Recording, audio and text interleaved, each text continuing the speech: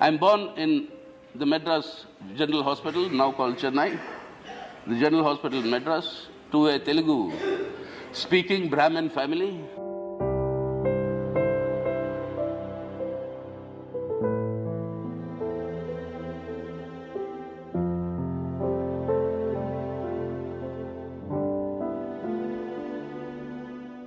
പ്രതിസന്ധികളിൽ പ്രതിപക്ഷത്തിന്റെ ട്രബിൾ ഷൂട്ടറായിരുന്നു സീതാറാം യെച്ചൂരി.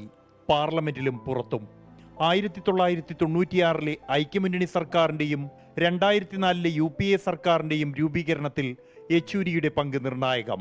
പ്രത്യയശാസ്ത്ര കുരുക്കുകളിൽ ഒഴിവുകഴിവ് കണ്ടെത്താത്ത പ്രായോഗിക കമ്മ്യൂണിസ്റ്റ് എന്നതാണ് ദേശീയ രാഷ്ട്രീയത്തിൽ യെച്ചൂരിയെ പ്രസക്തനാക്കിയത്.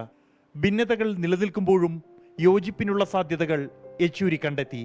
Not fighting them only electorally, but ideologically and politically. I think if we can take up that work and challenge, then we will succeed. ഇന്ത്യയിൽ മാത്രം ഒതുങ്ങുന്നതായിരുന്നില്ല സീതാറാമിന്റെ സാധ്യതകൾ. നേപ്പാളിൽ മാവോയിസ്റ്റുകളെ ജനാധിപത്യ പാതയിലേക്ക് നയിച്ചു. BJPയുടെ തേരോട്ടത്തിൽ പകച്ചുനിന്ന പ്രതിപക്ഷത്തെ കൂട്ടിയിണക്കി ഇന്ത്യ സഖ്യം രൂപപ്പെടുത്തുന്നതിലും യെച്ചൂരിയുടെ പങ്ക് നിർണായകം.